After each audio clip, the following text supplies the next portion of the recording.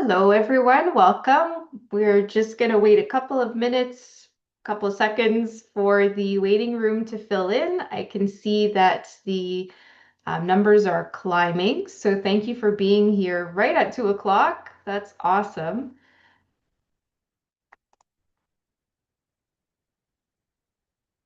And it's extra special that you're here with us today because in most places in Ontario, it's a beautiful day today. So thank you for spending these beautiful sunlight hours indoors with us, learning about this important topic.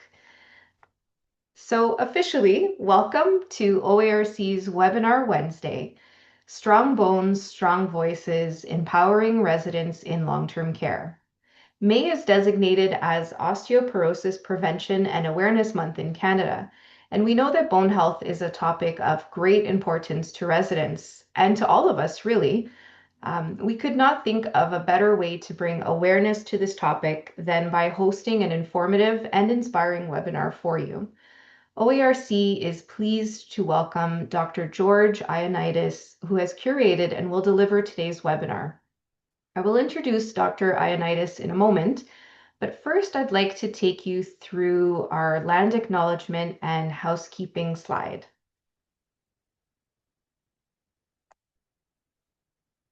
Together, let us now pause as we acknowledge the Indigenous peoples of all the lands that we are on today, from wherever we are virtually participating in today's meeting.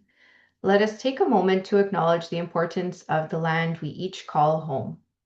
We do this to affirm our commitment and responsibility to improving relationships between nations and to improving our own understanding of local Indigenous peoples and their cultures. We acknowledge the ancestral and unceded territory of all the Inuit, Métis, and First Nations people who call this nation home. Let us now join in a moment of reflection to acknowledge the harms and mistakes of the past and ongoing challenges of the present, and to consider how each of us, in our own way, can move forward in a spirit of reconciliation and collaboration. Thank you.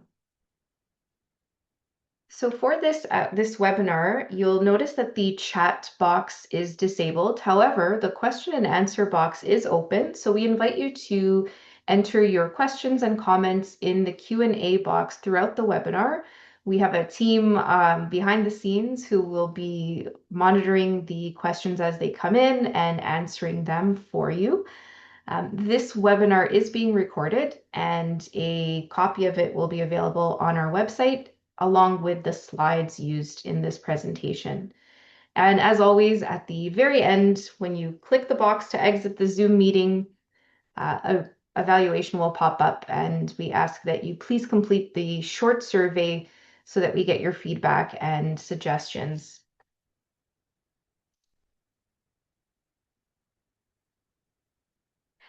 Okay, so let me introduce you to Dr. Ioannidis.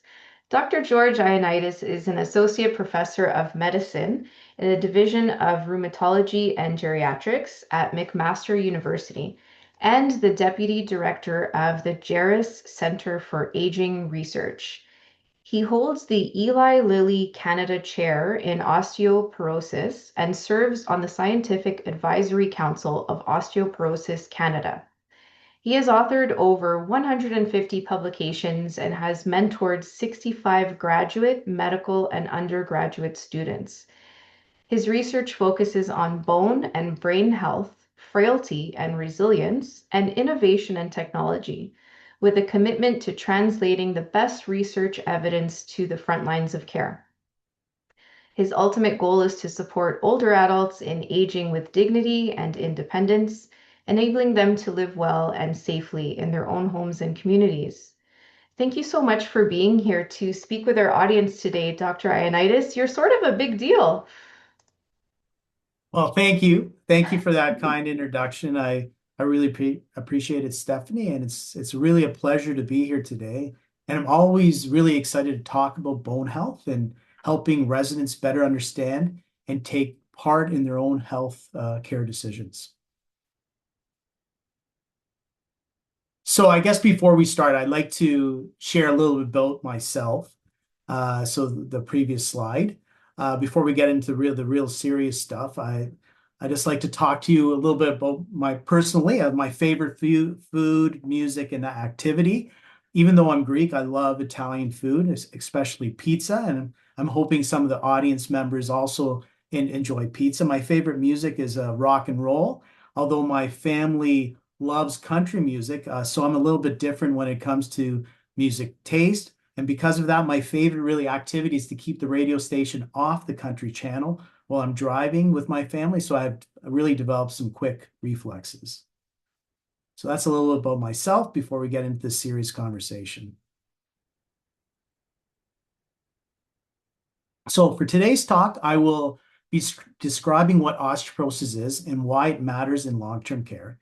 It is a disease that can be prevented, and I will also describe our resident family advisory committee that I'm involved with as part of the PREVENT trial and how the committee is making meaningful changes to the lives of residents.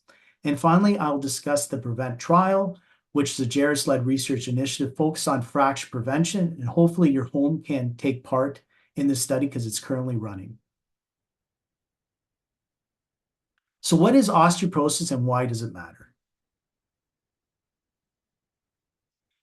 Before I describe osteoporotic bone, I'd like to discuss healthy bone. So healthy bone is solid, dense, and strong. And if a person falls with healthy bone, they are far less likely to fracture because of that fall.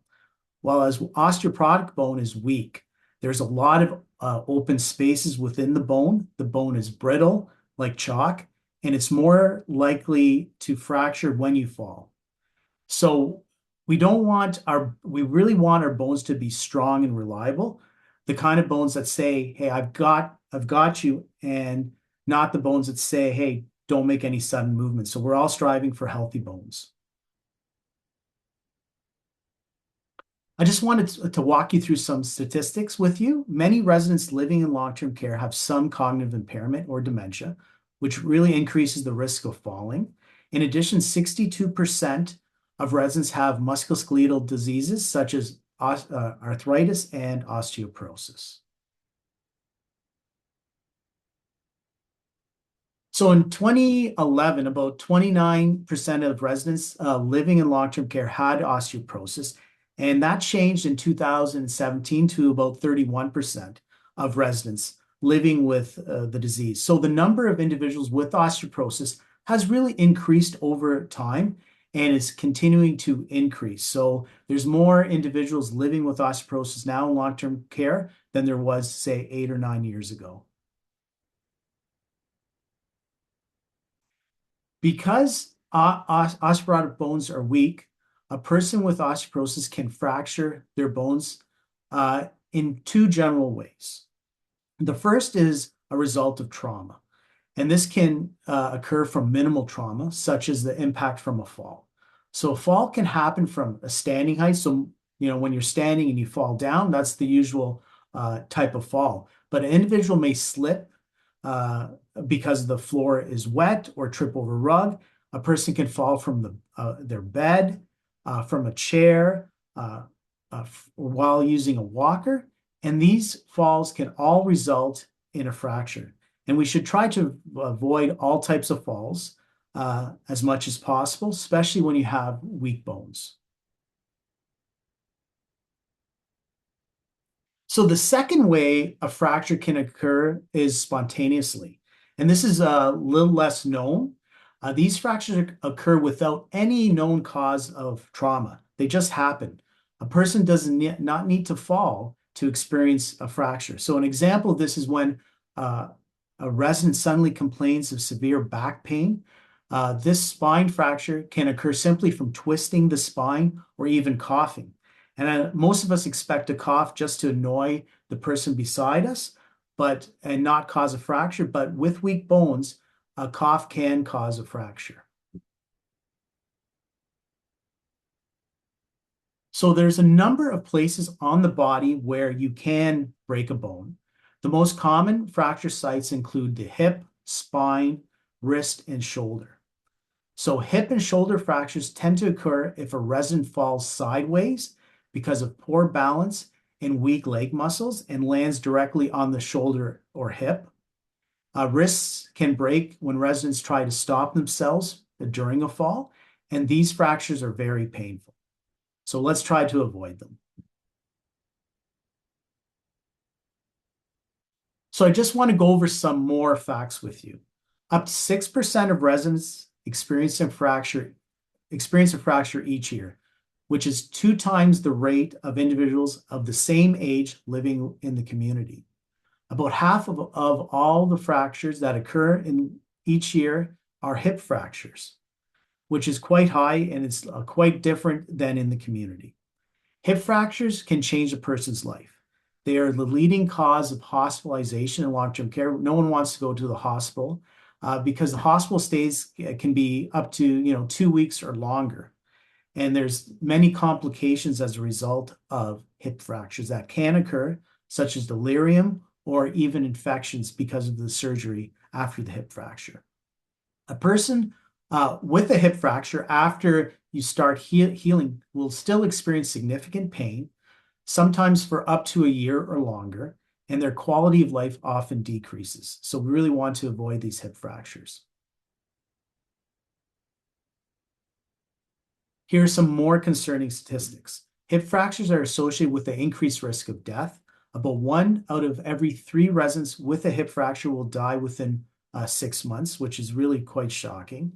A person who experienced a fracture may be less likely to perform activities of daily living, such as you're not able to brush your hair anymore, or dressing, or getting out of a chair. A person may also lose their ability to walk independently. About half of individuals never regain their full mobility from a fracture. So they're more disabled following a fracture, and it never gets better. So there are serious consequences that we all want to avoid. So you may not be aware of this, but fractures are like strokes and heart attacks. Fractures need to be treated as soon as possible to prevent the second fracture and the consequences that can come with another fracture. I really didn't know I had osteoporosis. So now I'd like to share a video of a resident describing her experience living with osteoporosis in her own words. And this is Devora, mentions the fear of falling because she doesn't want another fracture and mobility challenges. She also talks about pain and multiple surgeries and how the fractures have changed her life. It's quite a dramatic impact on the way she speaks about it. So let's hear it now.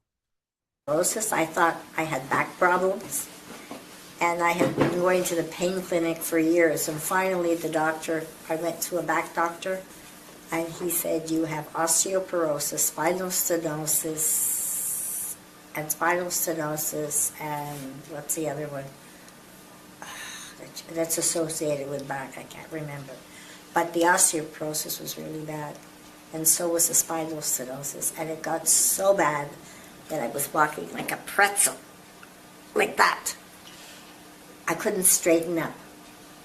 And my brother came to visit me from the States, and got the scare of his life. He said, like, what, Anyway, I had back surgery, to make a long story short. And broken bones before that. I broke my ankle bone, the joint, really badly. And that is where the whole thing started. It got to the point where I was walking, and I was walking bone on bone on my ankle. It was rubbing. And you talk about pain. Holy moly. And then I broke my wrist. What else did I break? I think that was it. But I was very careful. I was paranoid about falling after I broke my ankle. So you can see that fear of falling is quite impactful after a fracture. So you could be physically okay, but that fear of falling can change your life. So let's try to prevent that first fracture. So I've been talking about some concerning facts regarding osteoporosis and fractures, but bone strength can change for the better. There are many therapies that can improve a person's bone density, and residents should review their treatment options with their healthcare team. Strong bones can mean fewer fractures, better mobility, and better quality of life. Residents can also support their health by staying involved in their care and taking part in long-term care committees or councils where their voices and experiences can help improve care for everyone. I would now like to describe the GERAS Centre for Aging Research Residents and Family Advisory Committee for Long-Term Care Research, which I think is a very valuable committee, and it's really crucial for research to hear the voices of long-term care residents and their families. So the committee includes residents, and Devora was one of our members, caregivers, researchers, and a member of the Ontario Association of Residents Councils. I'm not sure if Jim is on the call here, but he's also a member of our committee.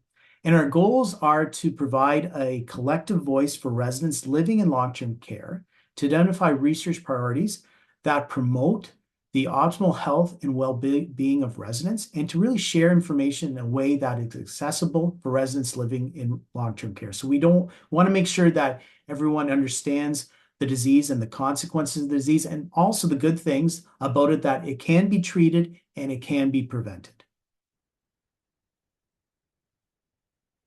And now I would like to describe some of the work that we have done in our committee. I think it's very rewarding, and I think it's going to serve our community and I guess internationally, because it's on our web very well. So we have developed conversation guides for healthcare professionals that support discussions with both residents and families in long-term care. And our residents really supported this work. So next slide, please. So for example, this is a guide that our committee co-developed for healthcare professionals to start the conversation with residents. So based on the guide, the first item that healthcare providers should do is to plan the conversation and use tools to assess a resident's fracture risk.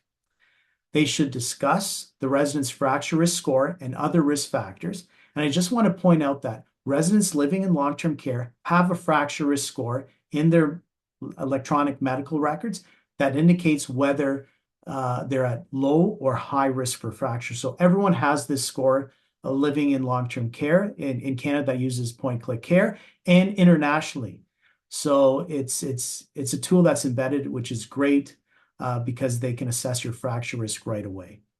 And healthcare providers should then discuss ways to reduce the resident's risk of breaking a bone.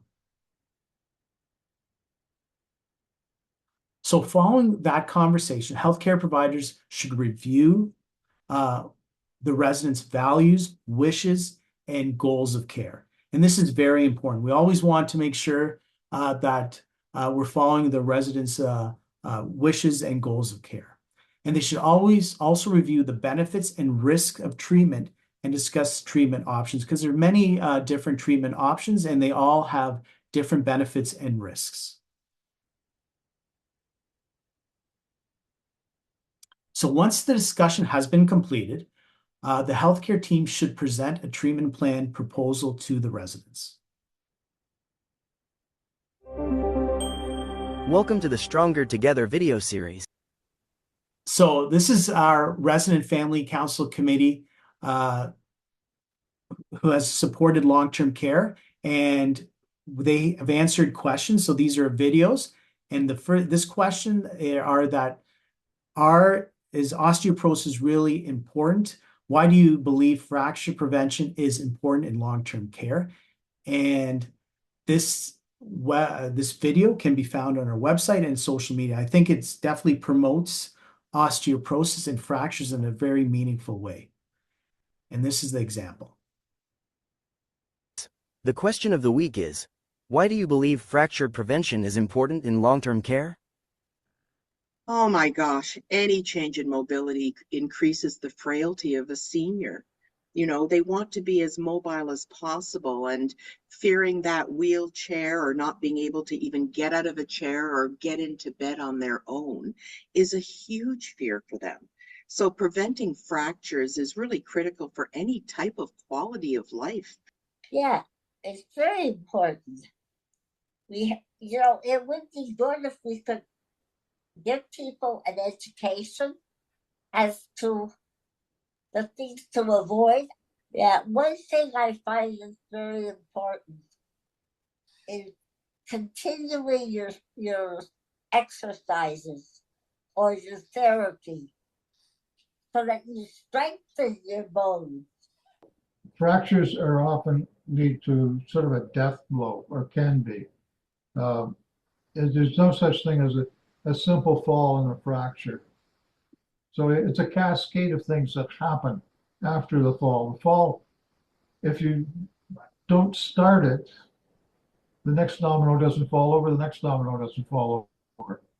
You know, not every fall kills, but too many falls do.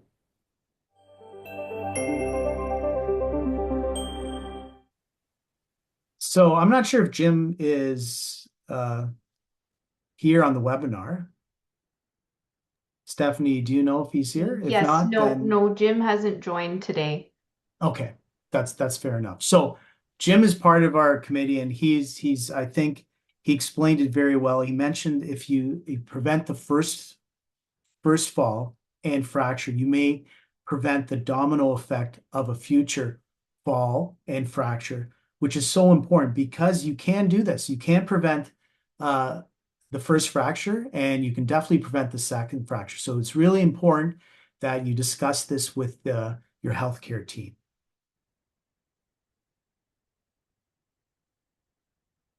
So the GERAS Centre will also be releasing a new podcast titled Family Matters, Staying Connected in Care. And this episode highlights how families can continue to support their loved ones and work with healthcare staff in long-term care. And this is a really important episode that really supports families and staying connected with residents. And I think Linda, who's a family member on our council, did a wonderful job in describing some of the challenges that she faces with her mother living in long-term care. And we also have another episode coming out in late 2026 featuring residents and what matters most to them in long-term care. So you should stay tuned, and you can definitely see our podcasts on our website. And I think the QR code here, if you scan that, you can go and visit our website with a whole bunch of different podcasts and information regarding osteoporosis, falls, and fractures in long-term care. So our website, we also have other great resources that I just kind of mentioned for residents' family members, and they have been made for and by residents and family members. So we always have input.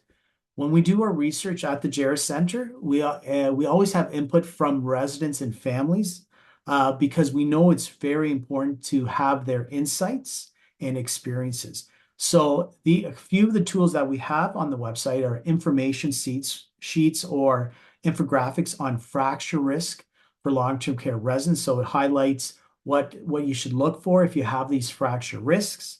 And then we have a conversation guide for residents to use with long-term care leadership or their healthcare team to start the conversation. So we developed guides for healthcare providers to start the conversation with residents, but we also develop guides for residents to start their conversation with their healthcare team. So that's also very helpful. And then recommendations for fracture prevention in long-term care.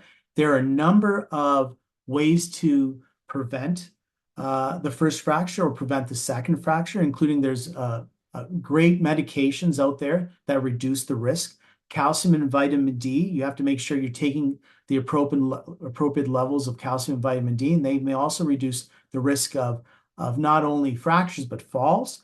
Exercise is also very important.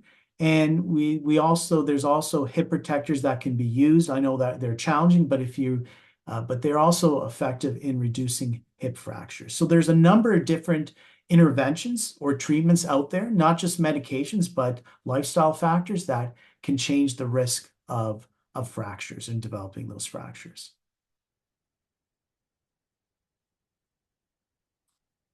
So this is a section where I get excited about research, but I promise you not to get too carried away. I would like to really discuss the PREVENT trial that we're currently conducting in long-term care homes, which is quite exciting. So the PREVENT trial is really the first study in the world looking to reduce hip fracture rates in long-term care.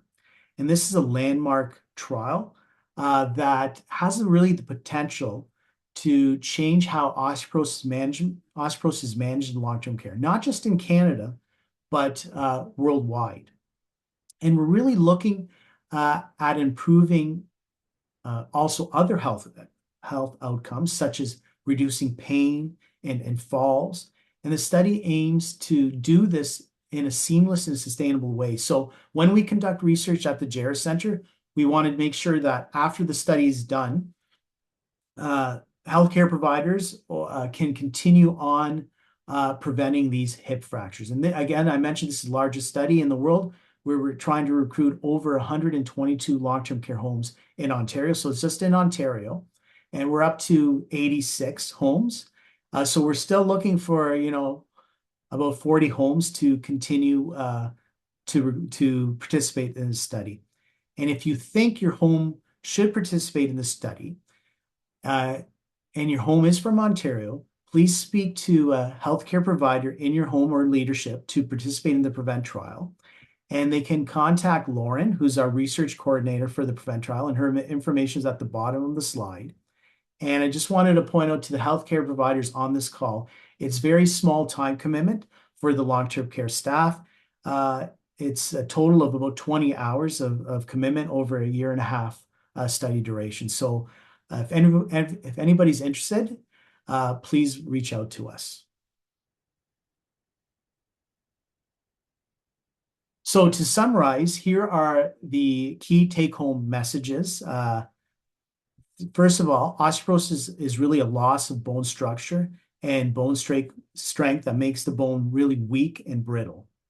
And as a result, it makes it easy to break. And we want to avoid that. Hip fractures are one of the most common and serious fractures in long-term care. And what really makes it a significant fracture is that in long-term care, half of the fractures are hip fractures, where in the community, it's a small minority of hip fractures. It's about 3% or even less than 3%. So we want to avoid those hip fractures. Falls are the leading cause of fractures, especially with hip fractures, but not all fractures are caused by falls. And I think this is really important, that even though we prevent the fall, a fracture still can occur if you have weak bones. So we will really want to not only prevent the fall, but we really want to strengthen those bones. So when they fall, if they fall, they don't fracture.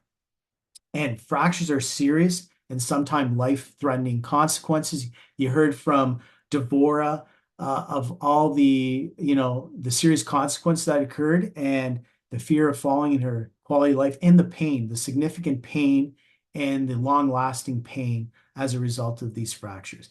So there's a lot of consequences, serious concerns about it, but the good news here is that fractures can be prevented. We have a number of treatment options that can really reduce the risk of fractures and falling. And so you can start now, talk to your healthcare professional, and so you stop the first fracture from ever occurring. So thank you. This is our team at the GERAS Centre. We have a number of geriatricians, researchers, trainees. We have PhD students, master students, and we have a whole great slew of research coordinators that are conducting our studies. And without them, the studies would not be possible. And without, the participants like the long-term care providers, really appreciate your involvement. So thank you for listening. I'm happy to answer any questions. Great. Thank you so much, Dr. Ioannidis. I think I echo the audience's sentiments by saying that I've learned so much today. And you'll have to excuse my ignorance on this topic. I sometimes we're used to hearing in long-term care, use it or lose it. One of these types of phrases when it comes to muscles, and I didn't realize that bone loss was, in some cases, you could improve it or reverse it.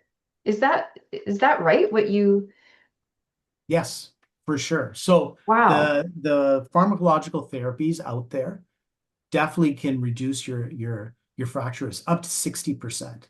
So there's a lot of great therapies out there. I think in long-term care, the therapy of choice in terms of pharmacological therapy is probably denosumab, which is a injection. You just have to inject it twice a year.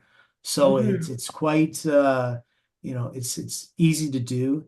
There's not a lot of side effects to it, and it can prevent those fractures from occurring. And then if in addition to those, the medications, the medicines, vitamin D, take your vitamin D and calcium, do some strength training and balance training.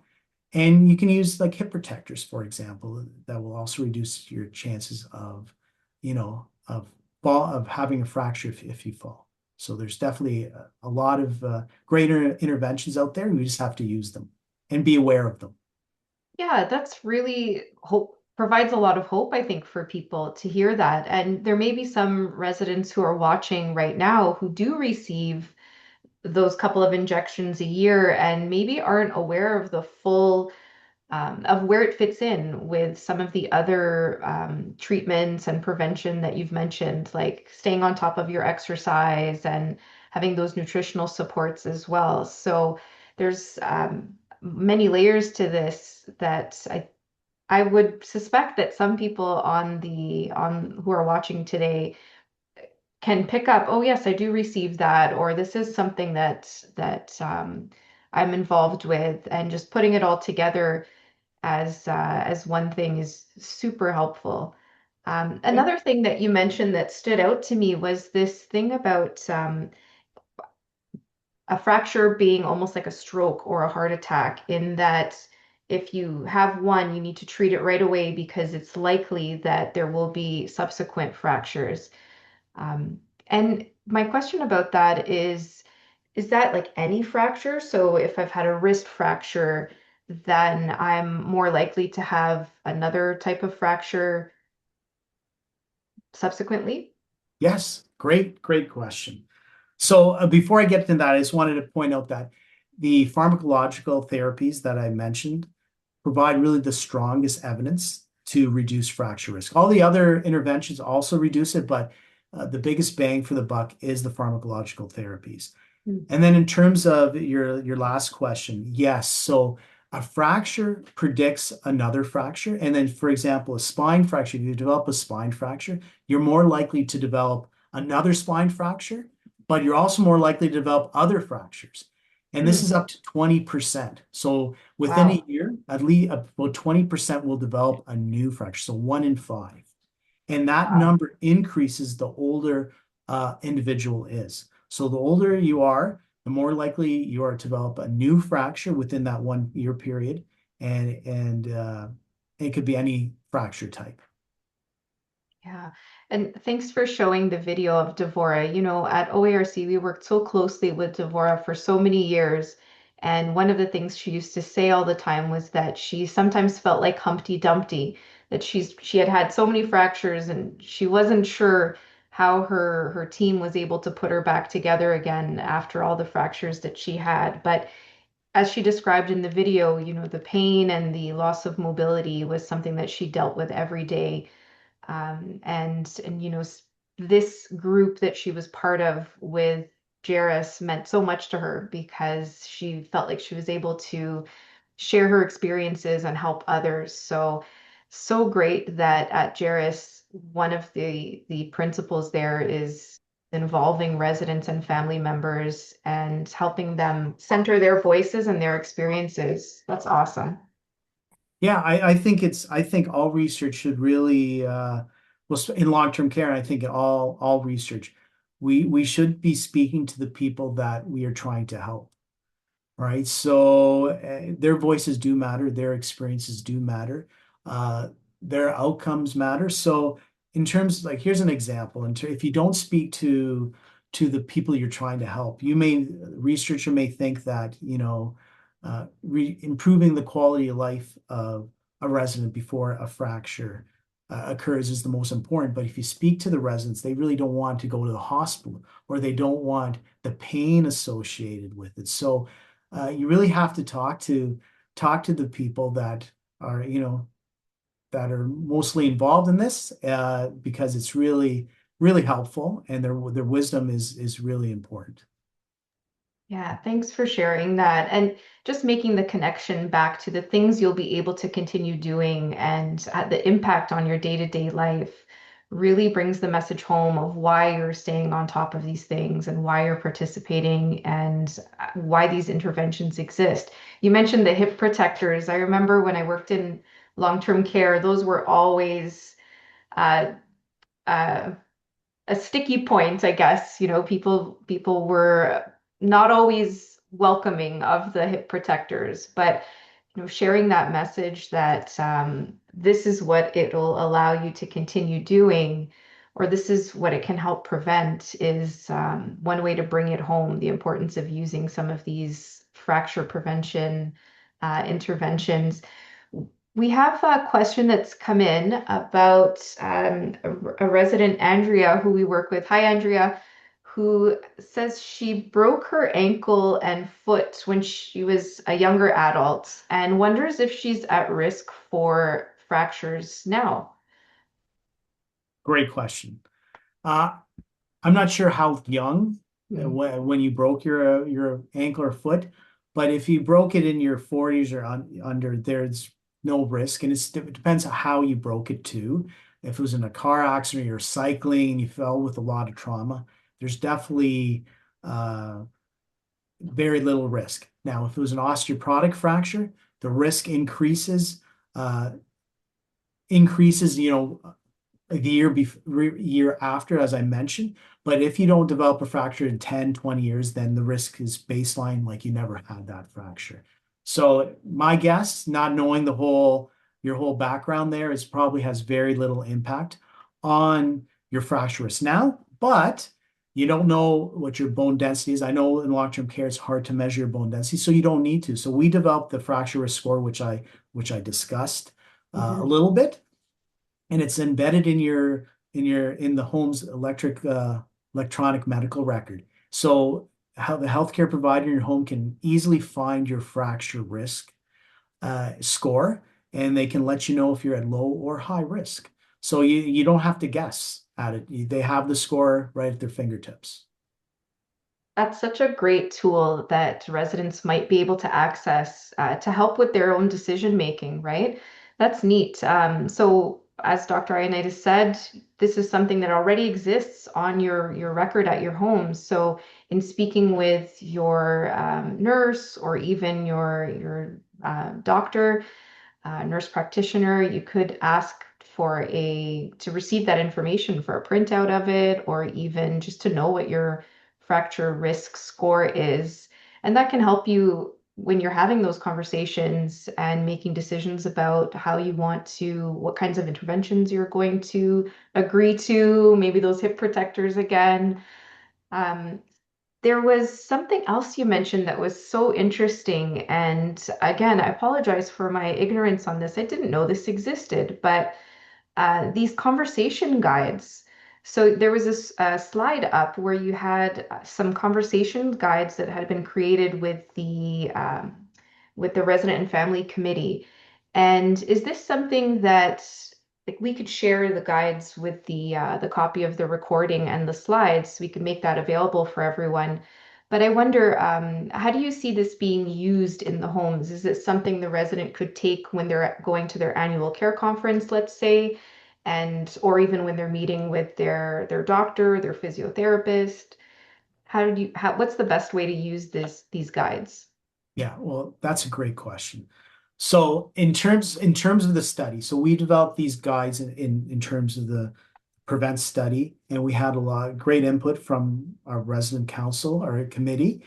And so what the guides are used for the research piece is for healthcare providers to know how to approach residents and how to make how to develop the plan to treat residents who are at high risk for fracture. Because some healthcare providers don't may not have a lot of experience with communicating to residents about their risk for osteoporosis. Because osteoporosis, while it's quite common, I think several healthcare providers don't know a lot about the disease. So these guys really help inform the conversation, let them know about the fracture risk scale, and so they can go in there and talk to the resident about their fracture risk and then the treatment options associated that's best linked to reducing the resident's fracture risk.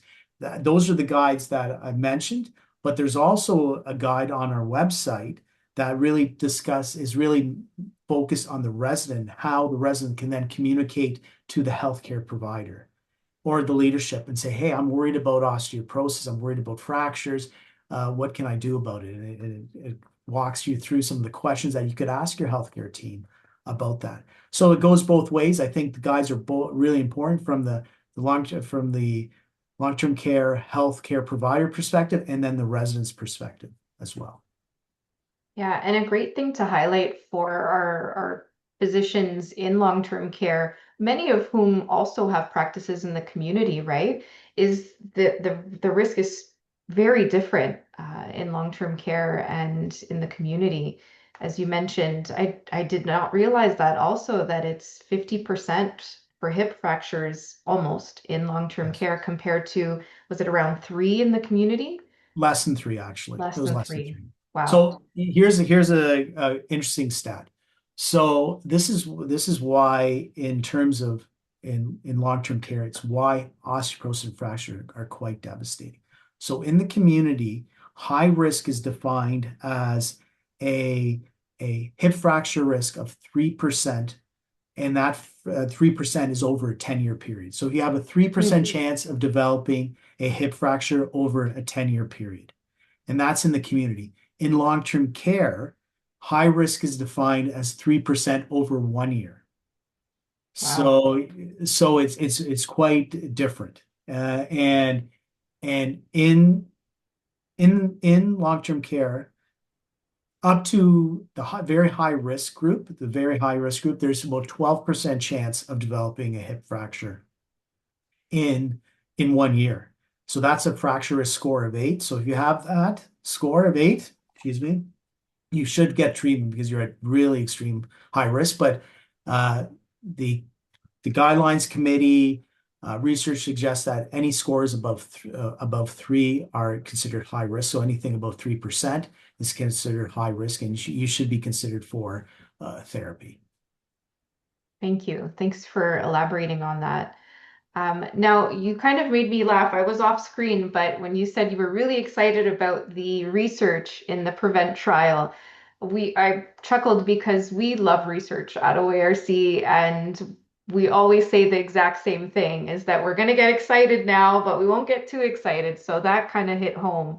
But this PREVENT trial, so this is a great opportunity for homes to be part of this program or this research project that is the first of its kind across the whole globe, right? That's So right. you could be part of history, and there's still spots available for your home to sign up. So something I was thinking of is sometimes homes have signed up for things, but the residents may not know about it, and family members might not know that the home has signed up for something. So I wonder if residents who are watching today, this might be something that you'd like to take back to your residents council at the next meeting, or even if you have a relationship where you go in and speak with your home's administrator or director of care, you feel comfortable doing that. and just ask if the home is part of the prevent trial.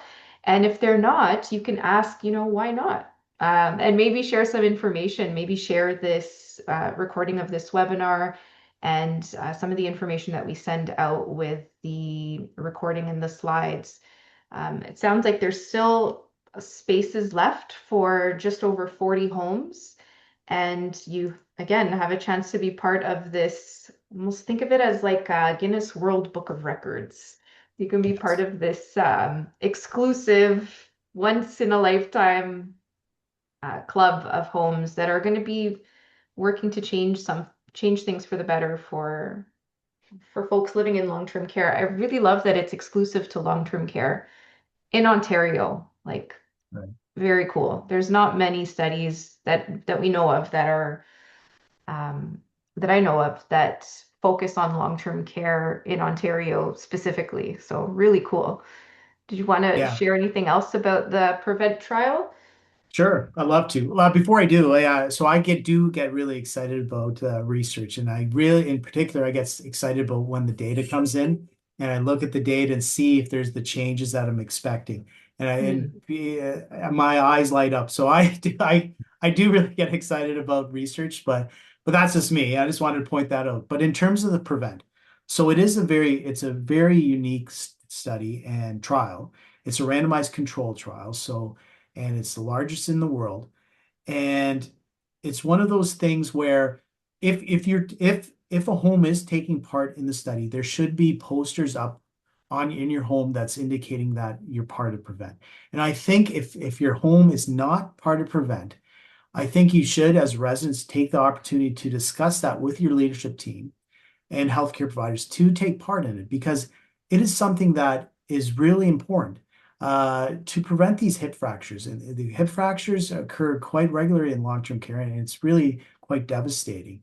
And in terms of the commitment to the healthcare staff, it's not too bad.